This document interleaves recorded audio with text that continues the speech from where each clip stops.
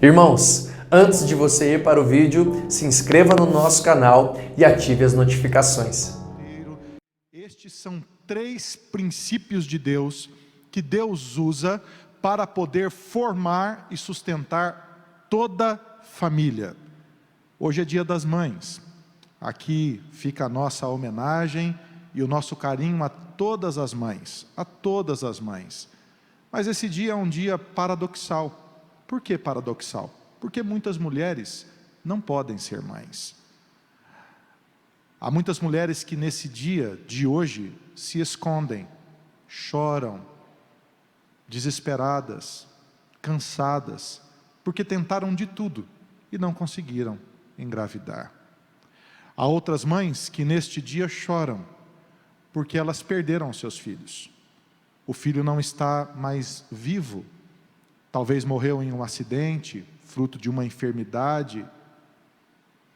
E por conta disso, esse é um dia de muita dor para algumas mães. Há outras mães que no dia de hoje não receberam parabéns dos filhos, porque o filho está preso, está perdido no mundo das drogas, está desviado, longe do Senhor. Há filhos que estão brigados com a sua mãe e que não falam mais com a sua mãe durante muito tempo. Por isso esse é um dia paradoxal.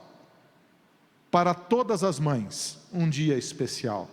Porque jamais uma mãe que teve a dádiva de Deus de engravidar e de carregar em seu ventre por 9 meses uma criança, esta mãe jamais esquecerá esta experiência.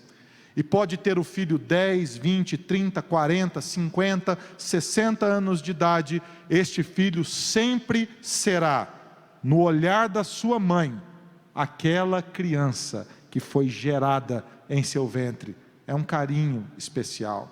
Por isso é também um dia de muita alegria para as mães que têm os filhos em torno da mesa, que têm os filhos voltados para a palavra de Deus.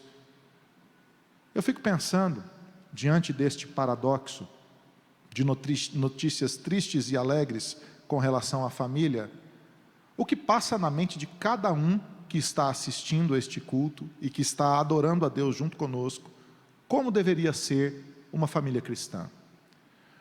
Quais são os elementos básicos da palavra de Deus que formam toda a família cristã? Qual é a palavra de Deus que faz com que toda a família esteja alicerçada sobre aquela mesma base? Como esta bênção pode atingir a sua casa, o seu casamento, os seus pais, os seus filhos, a vida da família, da sua irmã, irmão, cunhado, cunhada, da sua família estendida? Como pode estes princípios de Deus atingirem estas pessoas a quem você quer tanto bem? Se esse tema falou com você até agora, então eu queria que você prestasse atenção, fizesse um compromisso comigo de ficar aqui até o final do culto. Se você conhece alguém que precisa de uma palavra para a sua casa, um casal que está divorciando, um casal que está com um filho longe do Senhor, pode ser um primo, uma prima, um cunhado, um irmão, um parente, um amigo. Que tal você compartilhar agora esta palavra? Que tal você mandar agora um WhatsApp para essa pessoa e dizendo assim: ei, Deus tem uma palavra para você nessa noite. E quem sabe o Senhor não vai falar a estes corações. E pela graça de Deus usar a sua vida como instrumento de Deus na transformação desta casa. E quem sabe hoje nós não possamos ver, pela graça do nome do Senhor Jesus Cristo, filhos se reconciliando com os pais, pais se reconciliando com os filhos, filhos se reconciliando com Deus, pais se reconciliando com Deus, pai que já não tem um bom relacionamento com a mãe há muito tempo. Hoje todas estas mentiras de Satanás caindo por terra e Deus restabelecendo a sua casa pelo poder que há no nome de Jesus. Se a sua casa precisa de Deus, é com você que eu quero falar nessa noite em nome de Jesus. Se você precisa de Jesus na sua casa, se tem pessoas na sua família que você percebe que estão distantes de Deus e que precisam de Deus, esta palavra é para você hoje à noite. Que Deus fale com todos nós, em nome de Jesus.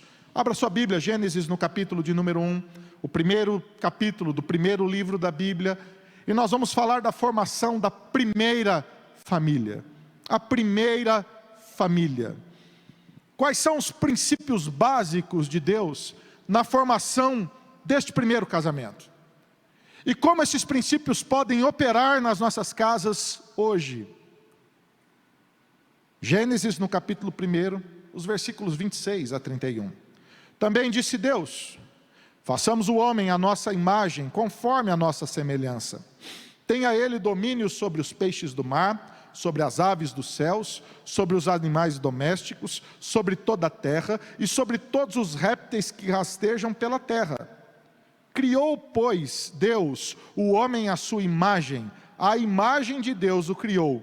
Homem e mulher, Deus os criou.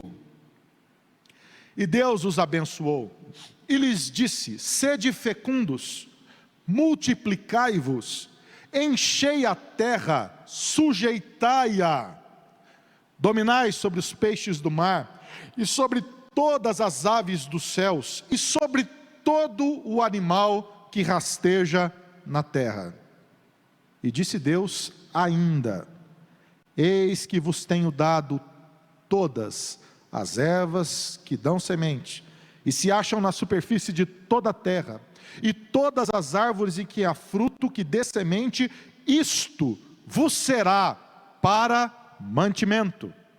E todos os animais da terra, e todas as aves dos céus, e todos os répteis da terra, em que há fôlego de vida, toda a erva verde lhe será para mantimento. E assim fez o Senhor. Viu Deus que tudo quanto fizera, e eis que tudo era muito bom. E houve tarde e manhã, o sexto dia. Senhor Deus amado, a Tua palavra não erra, Deus, e nem volta vazia. Tua palavra é tudo que nós temos, é o tesouro do nosso coração. Deus amado, fala aos Teus filhos, Pai. Oh Deus, alcança essas pessoas que estão agora conectadas no culto, Senhor, e as que certamente ouvirão esta palavra depois, ó Pai. Visita com o Teu poder. Não é apenas o que a Tua palavra diz, é o que a Tua palavra faz, ó Pai. E que a Tua palavra possa transformar com poder aquilo que somente o Senhor tem o poder para transformar, ó Pai. Faz milagres, ó Pai, nas famílias. Derrama o Teu poder. Faz o que homem nenhum pode fazer, ó Pai. Faz nascer vida onde há corações mortos, ó Pai. Renova a casa dos Teus filhos e enche de alegria este lar que agora assiste esse culto, Senhor. É o que nós oramos, em nome de Jesus. Amém. A história da raça humana começa com um casamento. A história da raça humana começa com um casamento. E a história da raça humana termina com um casamento. É bem verdade que a história da raça humana começa num jardim e termina numa cidade. São dois cenários completamente diferentes. O primeiro local da habitação da raça humana, o jardim do Éden, o paraíso criado por Deus. O último lugar da habitação humana, uma cidade, a Nova Jerusalém, a habitação de Deus com o seu povo redimido. Mas há duas realidades que são sinônimas nos dois momentos da criação e da redenção. A história da humanidade começa com o casamento de Adão e Eva e termina com o casamento de Cristo com a sua noiva, a igreja. É interessante que depois de Deus ter criado todos os elementos da terra, Deus concluiu o seu projeto. A terra foi o lar que Deus criou para o ser humano. Toda a terra foi criada como propósito para que o homem e a mulher habitassem aquele lugar.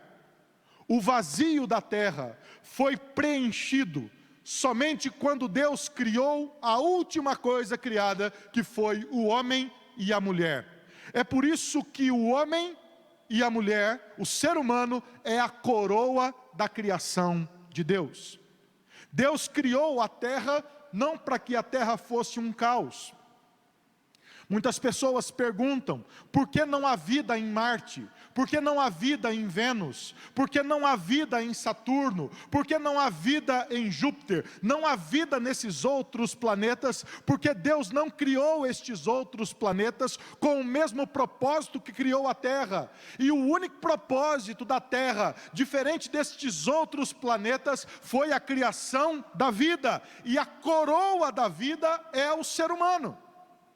Deus cria todo o sistema ecológico, Deus sustenta toda a vida, e a cada sistema biológico o Senhor propicia o ambiente correto, estável, preciso para a coroa da sua criação, a vida humana.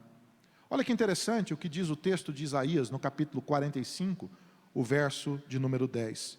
Porque assim diz o Senhor, que criou os céus, o Deus que formou a terra, que fez e a estabeleceu. Deus fez a terra e Deus estabeleceu a terra, que não criou a terra para ser um caos, mas para ser habitada. Deus não criou a terra para que a terra fosse um caos. Ele criou a terra para que a terra fosse habitada.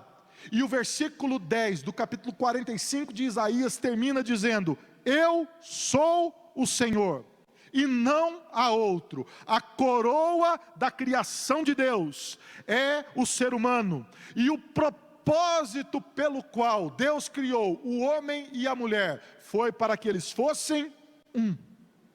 Por isso, na base de toda a família estão os mesmos princípios pelos quais Deus criou a primeira família, a família de Adão e Eva.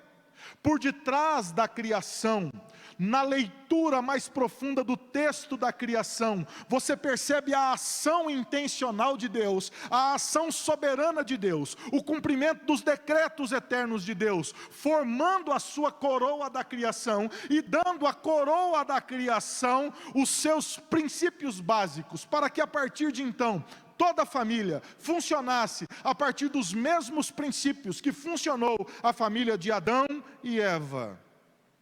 Quais são os princípios? São 3 princípios básicos. E são esses princípios que operam nas famílias até hoje, que devem ser realidade nas famílias até hoje. O primeiro princípio, o propósito de Deus. Deus tem um propósito para cada família. Deus tem um propósito para cada ser humano. Ninguém nasce por acaso. Nenhuma família se forma por acaso. Deus tem um propósito para cada família. O segundo princípio de Deus, Deus abençoa. O segundo princípio é a bênção de Deus. A bênção de Deus está sobre cada família. A bênção de Deus está sobre cada casa. O terceiro princípio, o princípio da providência de Deus. Deus cuida da sua família. Olha que coisa linda. Deus tem um propósito para a sua casa. Deus abençoa a sua casa. E Deus cuida da sua casa.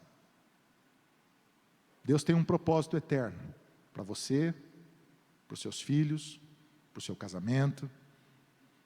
Deus, Ele tem abençoado profundamente, e Ele tem bênçãos profundas para a sua vida, para a sua história, para a sua caminhada, para a sua jornada, para a sua casa. E a última verdade que eu quero compartilhar com você nessa noite é: Deus cuida. Deus é o Deus da providência. Você não está sozinho. Deus está com você. Vamos olhar mais de perto para essas 3 realidades. Deus tem um propósito para a sua casa. O princípio está nos versículos 26 e 27. A palavra do Senhor diz assim: também disse Deus: façamos o homem à nossa imagem e conforme a nossa semelhança. Façamos o homem à nossa imagem e a nossa semelhança. É interessante que a criação do homem se distingue de todas as outras coisas que Deus criou.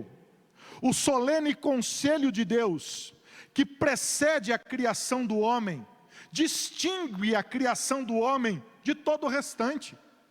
É apenas neste versículo que Deus diz: façamos o homem à nossa imagem e semelhança.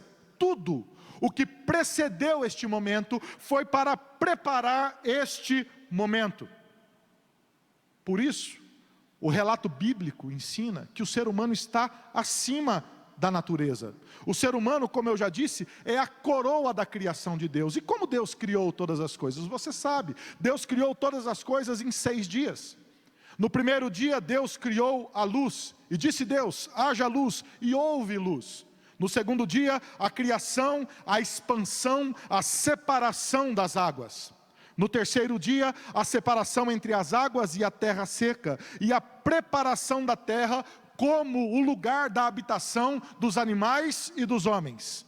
No quarto dia, a criação dos luzeiros. No quinto dia, as aves dos ares e os peixes do mar. No sexto dia, a criação dos animais selváticos, dos animais domésticos, dos répteis e, finalmente, a criação da coroa da criação, o homem e a mulher. O ser humano é diferente. Deus criou o homem à sua imagem e semelhança. Assim Deus os criou. O que é a imagem de Deus imprimida no homem? Significa que o homem, ele é criado a partir de um arquétipo. E o arquétipo da criação do homem é o próprio Deus. Deus constrói o homem e a mulher a partir do mesmo princípio que o próprio ser de Deus existe. O ser humano foi criado com um arquétipo relacional. Deus criou o homem para o relacionamento e para a responsabilidade. Deus criou o homem à sua imagem. Ou seja, os mesmos elementos relacionais que estão em Deus, a partir do ser trino de Deus, foram também colocados no homem. Nenhum outro aspecto da criação foi criado à imagem de Deus.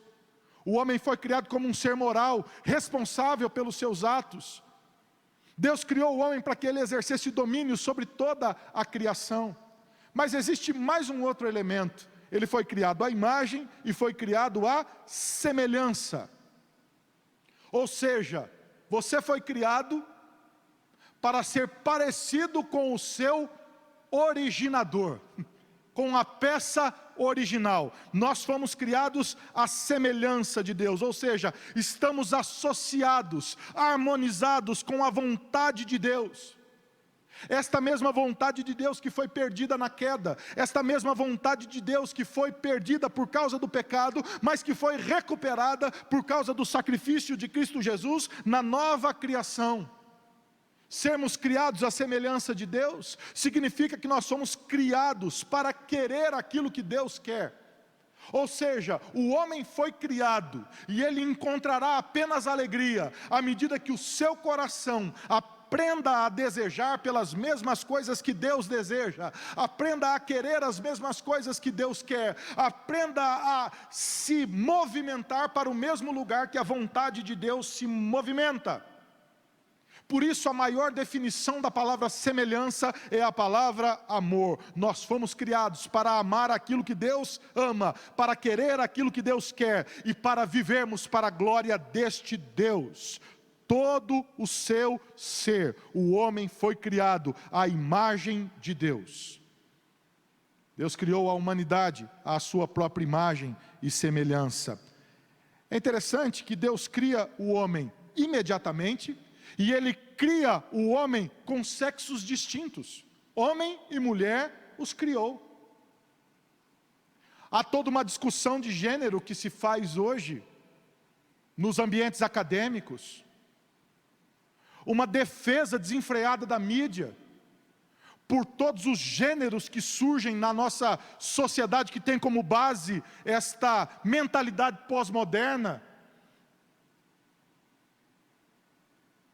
Mas nós não existiríamos como raça humana se essa verdade plena de Deus não fosse a primeira verdade e a única verdade de todas. Deus criou homem e mulher.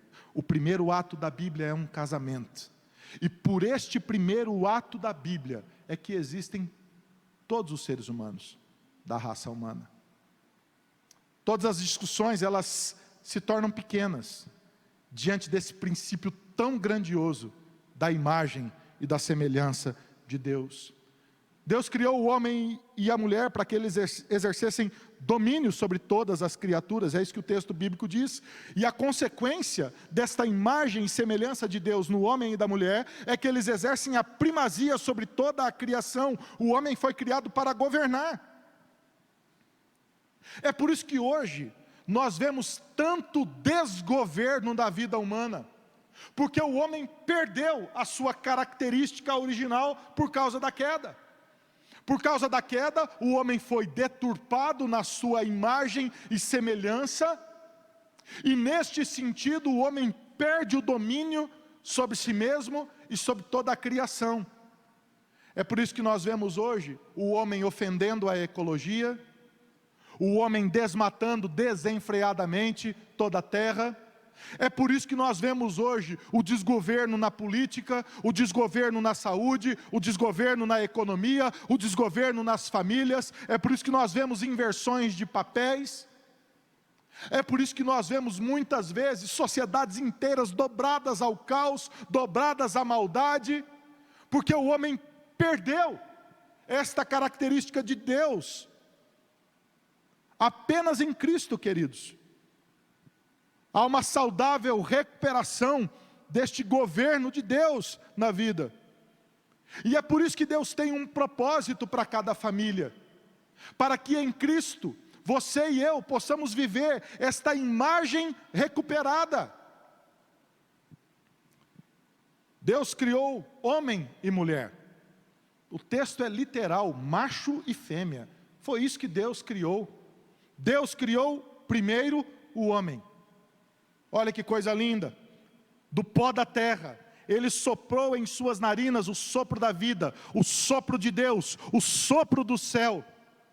Se você ler com calma a narrativa da criação, você vai perceber que os animais não receberam o sopro de Deus. Que a terra produza os animais. É assim que o texto diz. Mas sobre o homem, tão especialmente, o Senhor o formou, o segurou em suas mãos e soprou em suas narinas o sopro da vida. É por isso que o homem é tão especial. Com o seu corpo ele tem comunhão com a terra, mas no seu coração, no seu espírito, ele tem comunhão com Deus. Porque Deus soprou no homem o sopro da vida. Essa é a condição única da criação do homem. Deus não criou um ser andrógeno, assexuado, que optasse depois pela sua sexualidade. Deus criou o homem e a mulher. Deus criou a mulher do homem. Ele formou a mulher a partir do homem. E na criação da mulher, a primeira família. Agora eles podem se amar, eles podem se completar, eles podem cuidar um do outro, eles podem se alegrar um no outro. Perceba que a mulher não foi criação do homem, a mulher foi criação de Deus. Ela não foi criada apenas após o homem, ela foi criada do homem. Agora há uma união inquebrável e incorruptível entre o homem e a mulher. Eles foram criados um para o outro e ambos para a glória de Deus. Por isso que é no casamento de Adão e Eva que toda a raça humana é preservada. Perceba, na criação da primeira família, o Senhor cria toda a raça humana. E toda a raça humana é criada por causa deste propósito de Deus. Foi Deus quem criou a primeira família. Assim o homem e a mulher devem a sua existência a Deus apenas. A mulher é a resposta de Deus para o coração solitário do homem. Me parece que Eva é a resposta de oração de Adão. Sozinho, desolado. contemplando a natureza sem propósito nenhum no coração. E na formação da primeira família, Deus dá propósito na vida de Adão e também na vida de Eva. É interessante que o Senhor Jesus interpreta esse texto. Em Marcos, no capítulo 10, os versículos 6 e 7, há uma interpretação de Jesus deste mesmo texto. Porém, desde o princípio da criação, Deus os fez homem e mulher. Desde o princípio da criação, Deus os fez homem e mulher. E Jesus então completa: por isso deixará o homem a seu pai e a sua mãe, e unir-se-á à sua mulher. É com este propósito que Deus deu um ao outro e formou a primeira família. O propósito de Deus para a criação do homem e da mulher é a formação da família. Deus tem um propósito assim para cada casa. Deus tem um propósito para a sua casa. Em vários momentos, Deus se compara a estes elementos da casa, ao pai ou à mãe. Olha que interessante. O Salmo 103, o versículo 13, a Bíblia ensina assim: como um pai se compadece dos seus filhos, assim o Senhor se compadece dos que o temem. Deus está dizendo: eu sou como um pai que tem compaixão dos filhos. Mais uma vez o Senhor se compara a um pai. No texto de Hebreus, no capítulo 12, o versículo 6, quando diz: porque o Senhor corrige a quem ama. Aqui a imagem é paterna, a imagem da disciplina, a imagem da correção. O papel desta correção é o papel do pai. A quem ama, e açoita a todo filho a quem recebe. Deus é pai, se compara a um pai. Mas é interessante que Deus também se compara a uma mãe. Olha que coisa interessante. Isaías 49:15 diz assim: acaso pode uma mulher esquecer-se do seu filho, que ainda mama, de sorte que não se compadeça do seu filho no seu ventre? Mas ainda que esta viesse a se esquecer dele, eu todavia não me esquecerei de ti. Deus diz: eu sou como uma mãe que não esquece dos seus filhos, que não deixará o seu filho morrer de fome. E me parece que essa é a maior preocupação da mãe em casa e a maior preocupação do filho ao se relacionar com a mãe. Mãe, o que é que tem para comer? E o texto diz que Deus, como uma mãe cuidadosa, que jamais esquece dos seus filhos, segurará em seus braços o seu filho e não o abandonará e não o deixará morrer de fome. Isaías 66:13 diz: como alguém a quem sua mãe consola, assim eu vos consolarei. Em Jerusalém vós sereis consolados. Como aquela mãe que vê o filho chorando. Você já viu o filho, quando está correndo, pequenininho, cai e se machuca? Para onde o filho corre? Geralmente para o braço da mãe. E a mãe então segura o filho, consola, enxuga as lágrimas, cura os machucados, diz palavras de afirmação, devolve o filho sem choro, sem dor, consolado, animado para a vida. Assim é o nosso Deus, que segura os seus filhos em suas mãos. O que esses textos bíblicos que eu li ensinam? Que tanto no papel do homem, quanto no papel da mulher, Deus se manifesta e manifesta o seu propósito para toda a casa, que é educar uma casa saudável para a glória de Deus, educar filhos para a glória de Deus, viver como família, este propósito de Deus. Aplicando esse primeiro ponto, você que está comigo aqui, que está entendendo o que eu estou dizendo, querido, vem comigo aqui. Eu vou aplicar esse primeiro ponto, falando 3 princípios desse propósito de Deus para a sua vida. Primeiro, o propósito de Deus para a sua casa é que vocês vivam em unidade. É isso que aconteceu aqui. Adão não foi criado para viver sozinho. Eva não foi criada para viver sozinha. Eles foram criados um para o outro. E o primeiro ato que eles tiveram como criação de Deus foi serem marido e mulher. É por isso que toda família precisa viver em unidade. Eles foram criados um para o outro. A criação do homem e da mulher fez nascer uma nova unidade. O casamento, a família.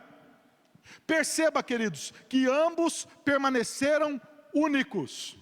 O homem continuou sendo homem, a mulher continuou sendo mulher, mas agora unidos. São únicos na sua tarefa, são únicos no seu papel, são únicos na sua sexualidade. A mulher é de um jeito, o homem é do outro, o homem tem algumas responsabilidades, a mulher tem outras. Um foi criado de uma forma, outro foi criado de outra. Um foi criado para fazer uma coisa e outro foi criado para fazer outra coisa, mas homem e mulher, apesar de únicos, se tornaram unidos. O grande problema das famílias hoje é que elas não sabem tratar as suas diferenças. As famílias brigam por causa de dinheiro, elas brigam por causa de aparência, elas quebram a unidade. Experimentam a dor do adultério, a dor da traição. Filhos desdenham dos pais, pais irritam os filhos. Uma cobrança sem tamanho no meio das famílias que vivem esta confusão de papéis. Mães que abandonam os filhos no altar do trabalho, que se dizem guerreiras, que trabalham como loucas, de manhã, de tarde e à noite, e deixam seus filhos para serem educados pelos outros. Presta atenção, de maridos que não veem a esposa, esposa que não vê o marido, famílias que vão se desunindo, que brigam, que consegue brigar na festa de Natal, que consegue brigar na festa de aniversário, que não consegue chegar num acordo onde vai tirar férias, que não consegue chegar num acordo no orçamento doméstico, que o marido tem uma conta, a mulher tem outra conta, vivem uma vida totalmente separada e parece que eles só estão unidos, porque eles pagam conta juntos. Você paga o Netflix, eu pago o celular, você paga o açougue, eu pago a diarista. E eles vivem juntos por causa da conveniência. Tem gente que faz conta e ele fala assim, a separação, eu só não separo porque eu vou perder dinheiro. Eu só não largo isso aqui tudo porque está conveniente para mim. Mas eles vivem desunidos. Eles vivem desunidos na educação dos filhos. Os filhos fazem o que querem porque eles não encontram unidade nos pais.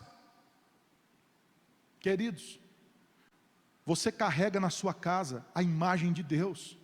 Você carrega no seu coração a imagem de Deus. Vocês são uma família unida. E o segredo do seu casamento, o segredo da prosperidade dos seus filhos, o segredo da sua casa é vocês viverem em união. Quem sabe hoje à noite não seja uma noite da restauração da unidade na sua casa, em nome de Jesus. Não seja a noite de você olhar no coração, nos olhos do seu cônjuge e dizer, meu amor, nós precisamos viver em união. Um momento de perdão, de bênção, de festa, de celebração. Quem sabe hoje, filho, você que está assistindo aí, você não precisa pedir perdão para o seu pai e para a sua mãe. Filha, porque você se acha independente demais, você se acha acima demais da sua casa, e você precisa parar com isso em nome de Jesus, e você precisa viver para obedecer os seus pais, e glorificar a Deus, porque Deus te deu esta família, para vocês viverem em unidade. Ser família é viver em unidade, ser família é ser fiel um ao outro. Apesar de todos os problemas, apesar da queda, você percebe que não houve divórcio? É bem verdade que na vida posterior ao jardim, Adão e Eva tiveram muitos problemas. Muitos problemas. Na narrativa que nós estamos tendo aqui dos cultos do Fé em Família, o pastor Amaury escreveu um artigo fenomenal sobre Adão e Eva. Você podia ir lá no site da igreja e entender quais foram os problemas que aconteceram ali na primeira família. Mas eles permaneceram unidos. A única forma, querido, de você não ter problema no casamento, Estava ouvindo isso ontem com o pastor Amauri. A única forma é você não casar. É a única forma. Você não quer ter problema no casamento? Então não casa. Porque à medida que você casou, tem problema. Tem porque você é ser humano. Tem porque você carrega um fio de arame farpado em volta de você. Você vai machucar os outros. Tem porque o outro também vai te machucar. Tem porque você não vai conseguir fazer o outro feliz o tempo todo. Não vai. Às vezes você vai fazer uma comida maravilhosa. Seu marido vai olhar para você e falar, de novo. Tem porque às vezes você vai ofender o seu pai, você vai ofender a sua mãe. Jesus não nos promete uma vida isenta de problemas, mas Ele nos promete uma vida cheia de vitórias.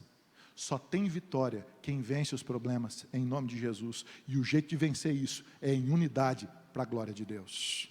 Deus tem um propósito para a sua vida, para a sua casa, de vocês viverem unidos em Cristo Jesus.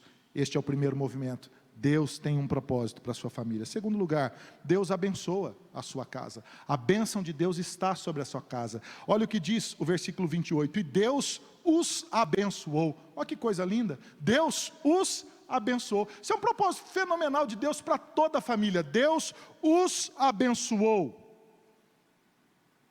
E como Deus os abençoou? Deus disse, sejam fecundos, multiplicai-vos, enchei a terra, sujeitai-a, dominai sobre os peixes do mar e sobre as aves dos céus e sobre todo animal que rasteja sobre a terra. A bênção de Deus é muito diferente do que você está imaginando aí. Você sabe como é que as pessoas entendem bênção? Muita gente entende bênção como um cartão da Mega Sena, premiado.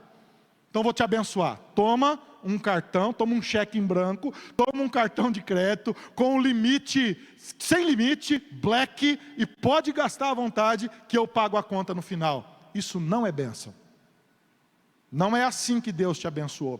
E esse é o grande erro das igrejas da teologia da prosperidade, que ficam ensinando, Deus te abençoou, Deus te abençoou, Deus te abençoou, e esvaziam de significado a bênção de Deus. E pensam que a bênção de Deus é algo mágico. Como se Deus fosse o gênio da lâmpada. 3 pedidos, toma os seus 3 pedidos. Não é isso que Deus fez com Adão e Eva. Bênção aqui é sinônimo de responsabilidade. Deus os abençoou e lhes deu em suas mãos uma nobre tarefa. Qual foi a tarefa que Deus deu? Como vem a bênção de Deus? Deus disse, sejam fecundos, multiplicai-vos, enchei toda a terra e dominai-a. Deus, Ele dá uma tarefa para o ser humano. Tomou, pois, o Senhor Deus ao homem e o colocou no jardim do Éden. Para que Deus colocou o homem no jardim do Éden? Para cultivar e guardar o jardim do Éden. A bênção vem com este trabalho que Deus dá ao homem e à mulher. A bênção sempre virá da obediência. A bênção não é um elemento de injustiça. A bênção de Deus é fruto desta obediência plena que o homem presta à palavra de Deus. Deus disse, vocês precisam cultivar o jardim, e vocês precisam guardar este jardim que eu criei. Cultivar aqui significa desenvolver, explorar cada um dos tesouros que Deus colocou sobre a terra. Cultivar o jardim, preservar o jardim, desenvolver o jardim. Vocês precisam encontrar os recursos, desenvolver estes recursos, trabalhar estes recursos, procurar estes recursos e cultivar este lugar que eu lhes dei.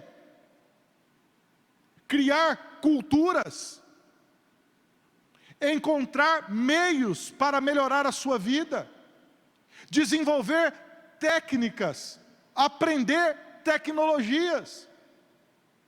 E Deus também coloca o homem ali para que ele pudesse guardar o jardim, proteger a criação contra toda hostilidade, contra toda maldade, preservar a vida contra todas as forças malignas da destruição. E você, querido, para experimentar a bênção de Deus sobre a sua casa, precisa ter a mesma postura com a sua família, de preservar e guardar, proteger a sua família. A Bíblia diz, o Senhor Jesus diz no Sermão das Bem-aventuranças, que os mansos, ou seja, os obedientes, herdarão a terra. O fruto da bênção está na obediência. O fruto da bênção está na disciplina de preservar, cultivar e guardar este jardim que Deus nos deu. Quem se sujeita à palavra de Deus e obedece à palavra de Deus, vive melhor. Como que vive melhor? Obedecendo a Deus, vivendo os princípios de Deus, o princípio do trabalho, o princípio da disciplina, os frutos de Deus, queridos, eles estão escondidos na terra. É preciso ser disciplinado e trabalhar muito. Sua família precisa vencer a preguiça. Sua família precisa vencer os maus pensamentos. Você precisa lutar pelas coisas, queridos, em nome de Jesus. Uma frase interessante que eu li uma vez, que o único lugar que o sucesso vem antes do trabalho é no dicionário. Só no dicionário. O sucesso na vida é fruto da disciplina. A sua casa precisa ser uma casa disciplinada. A bênção de Deus vem da obediência. Você não vai aprender a palavra de Deus por osmose, você precisa ler a palavra de Deus. Você não vai aprender a orar se você não reservar tempo para orar. Mas eu vou além, você não vai guardar dinheiro e poupar dinheiro se você mantiver hábitos ruins na sua gestão financeira. Você não vai melhorar a sua profissão se você não se dedicar, estudar e formalmente frequentar os bancos das academias para você poder melhorar a sua vida. Você não vai avançar como família se você não tiver um plano estruturado para que você e a sua casa obedeçam a Deus. Existem muitas famílias que elas se posicionam com medo. Não precisa, querido. Você precisa se posicionar com obediência e viver obedientemente ao Senhor. Você precisa se preparar na vida, estudando, trabalhando. Você trabalha, você precisa ser o melhor funcionário da sua empresa. Não apenas mais um funcionário, está esperando o cheque no final do mês. Não, você precisa ser o melhor funcionário daquele lugar. Se o seu trabalho, mãe, o meu trabalho é um trabalho doméstico, a sua casa precisa ser uma casa que está vivendo no melhor da sua capacidade como mãe. Você como filho precisa viver o melhor da sua capacidade de obediência como filho. Vivendo os princípios desta obediência plena à palavra de Deus. O que é que Deus diz aqui a Adão e Eva? Sejam fecundos, ou seja, tenham filhos. Nós vivemos uma sociedade que tem medo de ter filhos. Tem medo de ter filhos. Às vezes alguém me pergunta assim, pastor, quantos filhos você tem? 3. Vocês são corajosos. Não, a gente é nem um pouco corajoso. A gente teve quantos filhos Deus quis nos dar. Não precisa ter medo de ter filhos, não. Nós vamos ter um filho para que a gente possa dar o melhor que a gente consiga dar a ele. Não sabia que você era Deus na vida do seu filho, não?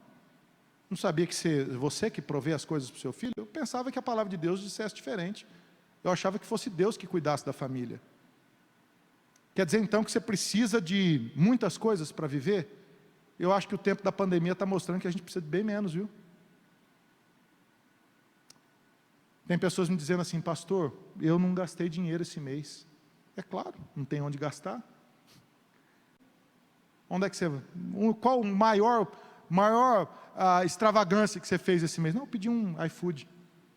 Isso foi a maior extravagância, pedi uma pizza lá em casa. E você percebeu que no meio dessa crise toda, você precisa de bem menos para viver.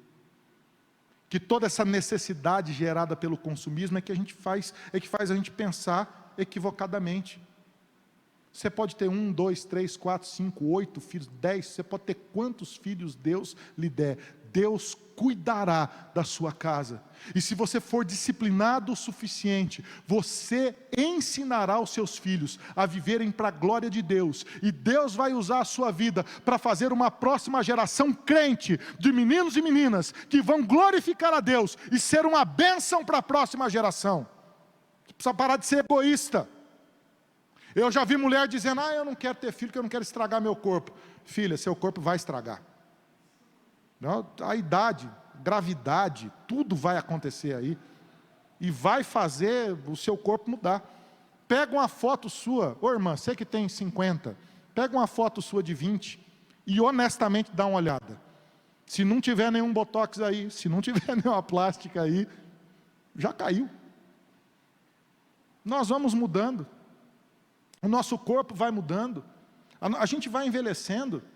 Uns envelhecem mais rápido, outros mais devagar, mas vai tudo para o mesmo lugar. Nós vamos ficar tudo idoso.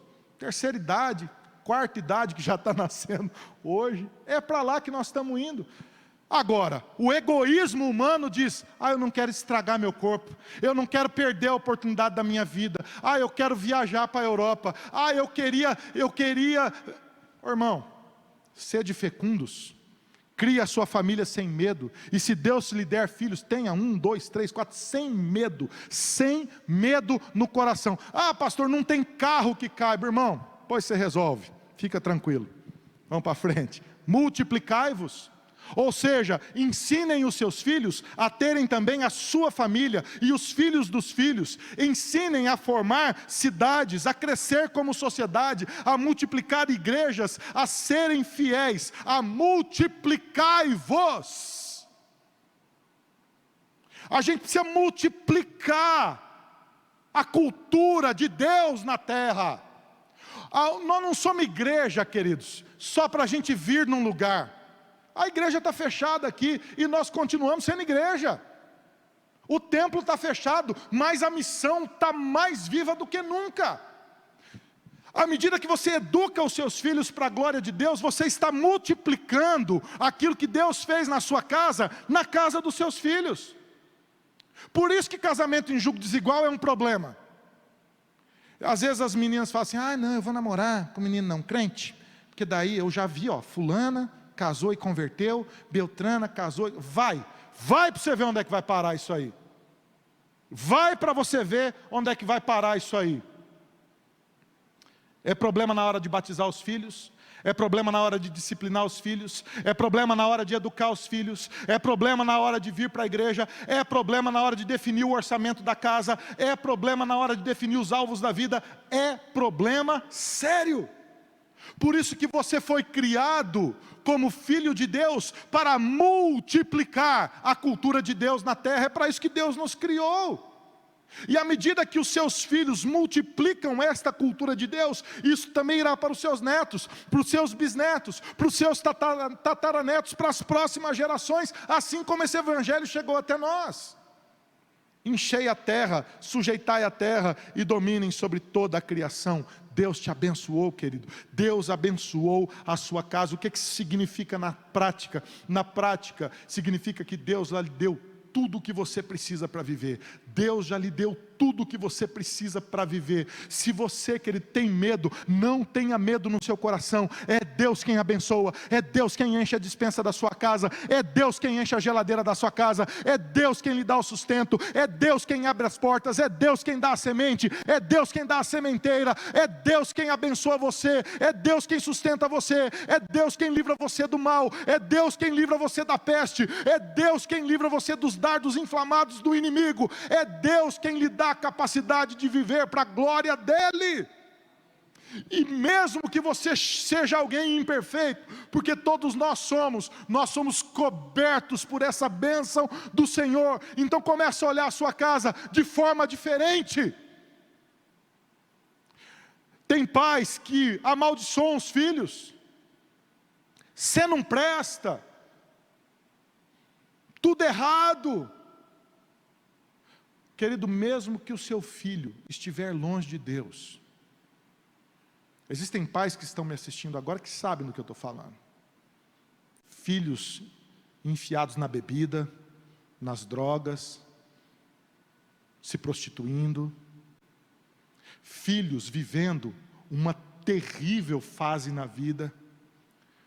Você, pai e mãe, você não vai desistir dos seus filhos, e você vai proclamar a bênção de Deus sobre a sua casa em nome de Jesus. É isso que você tem que fazer. Você tem que olhar para o seu filho, e se esse seu filho longe de Deus, está aí do seu lado agora em casa, você podia virar para o seu filho e dizer: filho, eu te abençoo, em nome de Jesus, você é uma bênção, você é um presente de Deus, não tem coisa na terra que eu ame mais do que você. Eu quero, filho, que Deus manifeste a sua graça, que Deus manifeste o seu poder, que Deus alcance a sua vida, que esse pecado possa queimar no seu coração, que você possa voltar para Deus, hoje, em nome de Jesus. Você podia virar para sua esposa, para o seu marido e dizer: bem, nós precisamos parar de reclamar aqui em casa, e nós precisamos proclamar a bênção de Deus aqui na nossa casa, e dizer: Deus nos abençoou, e Deus nos deu tudo o que a gente precisa, glórias sejam dadas ao nome do Senhor. E começar a glorificar a Deus no centro da sua casa, glorificar a Deus no centro da sua vida. Em último lugar, Deus cuida da sua casa. Deus é o Deus da providência. E disse Deus ainda: eis que vos tenho dado. Isso é providência de Deus. Eis que vos tenho dado tudo, todas as ervas, todas as árvores, todas as frutas, todos os animais, tudo isso eu vos tenho dado, Adão e Eva, para que seja mantimento, para que seja cuidado sobre a sua vida. Deus cuida de você. Deus tem um propósito para a sua casa, filho. Deus abençoou a sua casa, Deus cuida da sua casa. Eu vos tenho dado tudo. É Deus quem nos dá a providência necessária para a vida. Olha o que a teologia reformada diz sobre a providência de Deus. A providência é o permanente exercício, isso aqui é Luiz Berkoff, o permanente exercício da energia divina, pelo qual o Criador preserva todas as suas criaturas, e opera em tudo o que passa no mundo, e dirige todas as coisas para o seu determinado fim e propósito. Os céus conspiram para cuidar da sua casa. Você não vê, mas Deus tem cuidado de você. Deus tem te abençoado. Deus tem dado propósito sobre a sua casa, querido. Providência, segundo Joel Bick, é ver antes. Não ver no sentido de observar, mas ver no sentido de cuidar antes. Não é um ver antes no sentido passivo, pré-providência, provisão, aquilo que viu antes, mas num sentido ativo, daquele que preparou tudo para que tudo acontecesse bem. Você quer ver alguns exemplos? Você já viu pai e mãe que vão ter o primeiro filho? O que eles fazem? Eles preparam um quartinho, eles compram as roupas. Ah, é menino? Vamos comprar as roupas todas de menino, vamos preparar o quarto, vamos decorar o quarto, vamos deixar, a mãe faz o pré-natal, eles escolhem o hospital que vai nascer, eles fazem todos os preparativos, tentam aproximar a data e no momento certo ter o nascimento do seu filho com todas as coisas preparadas. Eles viram antes providência.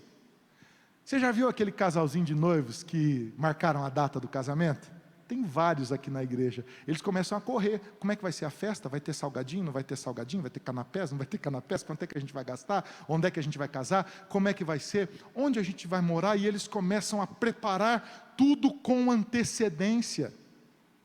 Há jovens que vão se casar aqui com 3, 4 meses antes, eles estão com tudo pago, tudo pronto, tudo organizado. Por quê? Providência. Eles viram antes, correram e trabalharam antes. Você chega na festa, nossa, tudo tão bonito, tudo tão previamente bem preparado.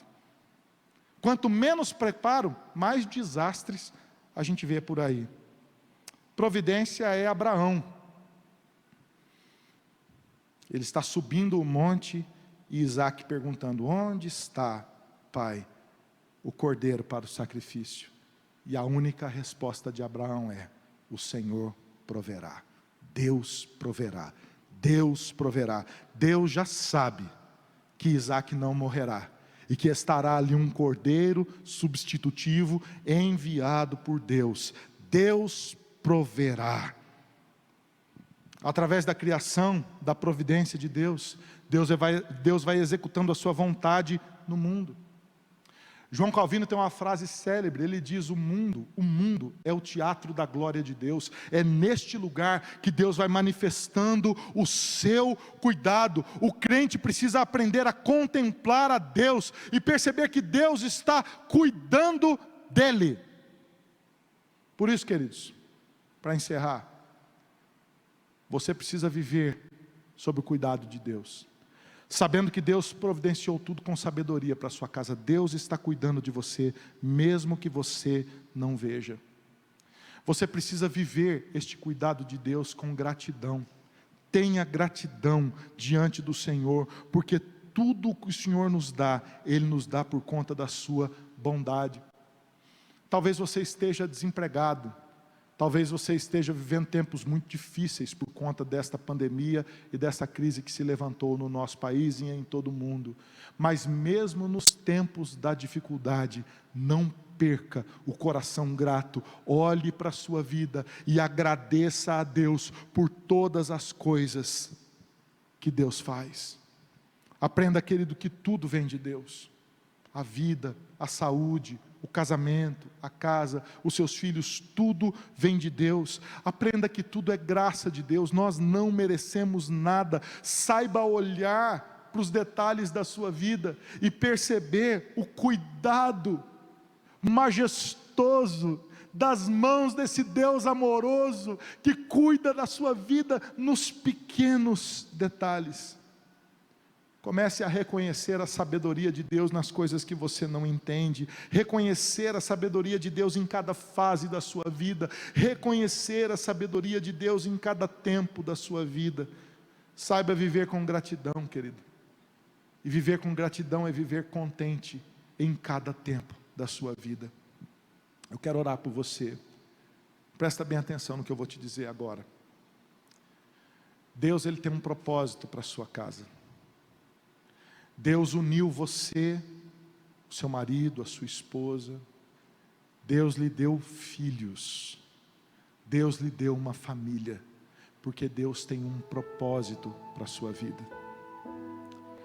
Talvez eu esteja falando com pessoas aqui que perderam o seu casamento. E você me pergunte: pastor, mas meu marido me abandonou. A esposa me abandonou. Meu filho saiu de casa, pastor. Deus tem um propósito para a sua vida, querido. E até mesmo na dor, até mesmo nos momentos mais tensos e mais densos da sua alma, Deus tem um propósito para a sua vida. Ele não se esquece de você. Ele é como o pai amoroso que se compadece de você, que olha nos seus olhos e diz: filho, não precisa sofrer tanto assim, eu estou aqui. Deus é como aquela mãe que acolhe você, que segura você nos seus braços e diz: filho, chora não, e consola o seu coração e te devolve em pé, firme para a vida. Deus tem um propósito para a sua casa. A luta não está perdida. Deus tem um propósito para a sua vida. Às vezes você olha para os seus filhos pequenos e tem medo no coração. Deus tem um propósito para a vida de cada um dos seus filhos. A conversa é com Deus, queridos. Deus, Ele lhe deu filhos, e esses filhos, eles viverão para a glória de Deus, e eles serão uma bênção para a próxima geração. E você vai viver para ver os seus filhos sendo usados para falar da palavra de Deus às próximas gerações, ir a lugares que você não foi, ver coisas que você não viu, experimentar aquilo que você não experimentou, porque Deus tem um propósito. Olha aqui para mim, filho, perceba. Deus, Ele abençoou a sua casa. A sua família é uma bênção. A sua família é uma bênção de Deus. Deus, Ele derramou esta bênção sobre a sua casa. Os seus filhos são uma bênção. O seu casamento é uma bênção. A sua esposa é uma bênção. O seu marido é uma bênção. Os seus filhos foram abençoados. Eles não foram amaldiçoados. Eles foram abençoados. Abençoados por Deus. E essa bênção de Deus, queridos, lhes dá uma tarefa de viverem para a glória de Deus. Por isso você precisa se levantar como família em nome de Jesus e dizer aos seus filhos, à sua esposa, ao seu marido: vamos, vamos, nós precisamos nos levantar e viver para a glória de Deus. O mundo precisa de famílias que vivam para a glória de Deus, de gente generosa, de gente amorosa, de gente de oração, de gente hospitaleira, de gente missionária, de gente cheia do poder de Deus, de gente cheia do fogo de Deus no coração, de gente de oração. Existem muitas pessoas para serem alcançados. Seja a sua família uma bênção em nome de Jesus. Querido, você precisa vencer o medo hoje em nome de Jesus, porque Deus cuida de você. Deus cuida de você. Deus cuida de você. Eu sou filho de pais separados, queridos. Minha mãe nos educou com toda a luta de uma mãe sozinha na década de 80, com todo o sofrimento da família. Eu me lembro muitas vezes, minha mãe saía para trabalhar, ficava minha irmã e eu em casa. A Priscila falava assim: Ju, eu estou com fome. Eu falava: eu também. A gente ia para a geladeira, abria a geladeira, não tinha nada na geladeira. Quantas vezes eu fechei aquela geladeira triste. Deus, Ele cuidou da minha casa. Você olha hoje, eu olho para a minha vida hoje, eu olho para a vida da minha mãe hoje, eu olho para a vida da minha irmã hoje. Quantas bênçãos de Deus. Eu já consigo contemplar, porque eu estou ficando velho, né? Eu já consigo contemplar o que Deus está fazendo na vida dos meus filhos. Eu não consigo explicar, porque isso não é comigo, isso é cuidado de Deus. O negócio é com Deus, a provisão é de Deus. Você precisa começar a glorificar a Deus, na dor ou na alegria, na tristeza ou não. Comece a glorificar a Deus, porque Deus tem um destino eterno para a sua casa, e Ele vai usar a sua família para ser uma bênção nessa geração. Essa é uma noite de mudança para você. Esse é um mês de mudança para a sua casa. Creia nisso. Canta essa canção, queridos, e nós vamos logo depois orar, encerrando esse culto.